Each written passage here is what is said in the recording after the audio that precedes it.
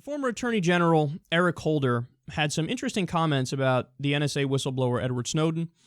He said, "We can certainly argue about the way in which Snowden did what he did, but I think that he actually performed a public service by raising the debate that we engaged in and by the changes that we made."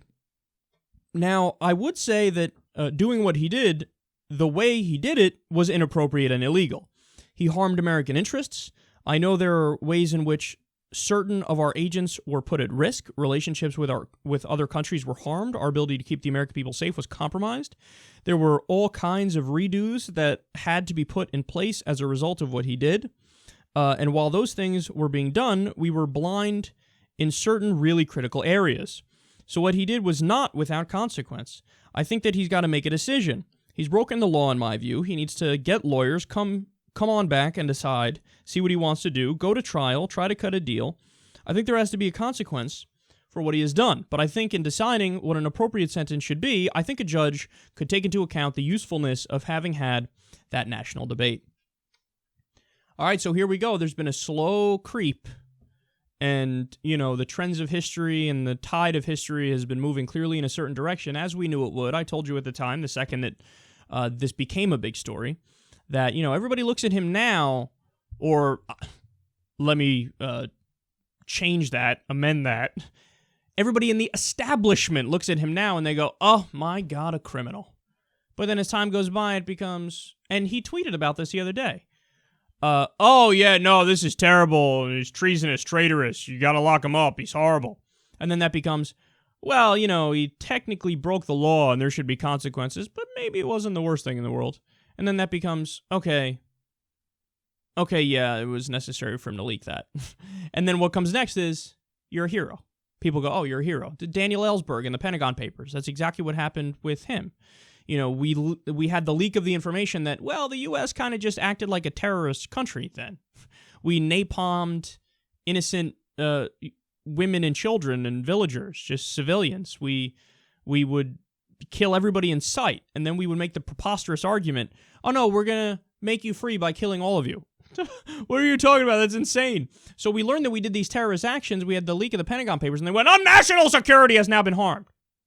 The argument they make is, well, come on, what you're releasing is so embarrassing about us that there may be retaliatory strikes.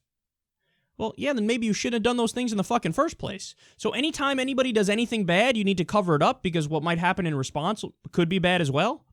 Maybe be bad? That's ridiculous. That's like saying, if anybody commits a murder, well, come on, the media can't report on it because then there might be retaliation from the person's family who was murdered. Is that an argument to not discuss the murder and not have a free and open press? Of course not. Facts have inherent value. A free press is inherently a good thing. I mean, do we value open information? Do we value a free country, or do we not value it?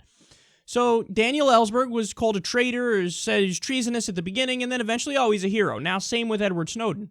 And now you're beginning to see, very soon after we had the original, scandal happen, now you're beginning to see the former Attorney General he did perform a public service. Well, thank you. We all knew that from the beginning because what he did is he exposed that the NSA basically has made it so the Fourth Amendment of the Constitution does not exist anymore. You have no more protection from unreasonable search and seizure. They're collecting all your metadata. They have all your information. And they're doing it without a fucking warrant. So that's not allowed. That's unconstitutional. That's what Edward Snowden came to the conclusion about, and he was right. And when you have the government violating the Constitution, but Edward Snowden violating the law, remember, a law is below the Constitution, which is the supreme law of the land. So he's upholding the supreme law of the land, and the government's like, "No, we will hold you to this law, which is perhaps unconstitutional, and you must have consequences for it." Well, what about your fucking consequences? What about the fact that you're violating the Constitution? Never mind the fact that he violated these lower laws, which are perhaps unconstitutional. So everything else that he goes on to say here, too, by the way, I should note this, there's no evidence for it. So when he says, he harmed American interests, really? Give me one example. They don't have it. They can't give it to you because they've said this from the beginning, and then whenever real journalists press them, like, "Oh, really? Give me an example." They don't have an example. Why? Because he didn't harm American interests. Give me any evidence for any of that. You don't have it. These are all the bullshit standard establishment counter-arguments that we learned all along were not true.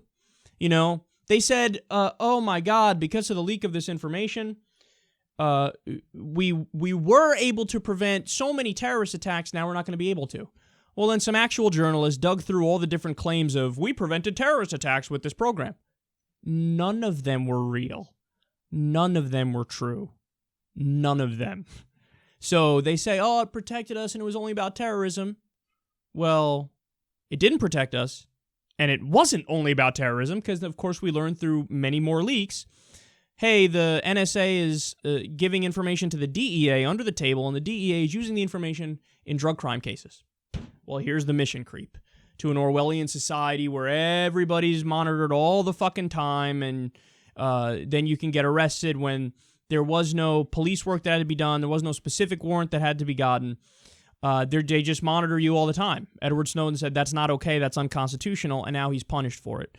Well, excuse me, but Eric Holder, you're at the beginning here, but you got to go all the way. It's not just that he performed a public service. He was unequivocally, positively right, constitutionally speaking, ethically speaking, and morally speaking, and you might not be at that place right now. You're inching towards it, but believe you me, in 10 years, 15 years, it won't even be close to a question.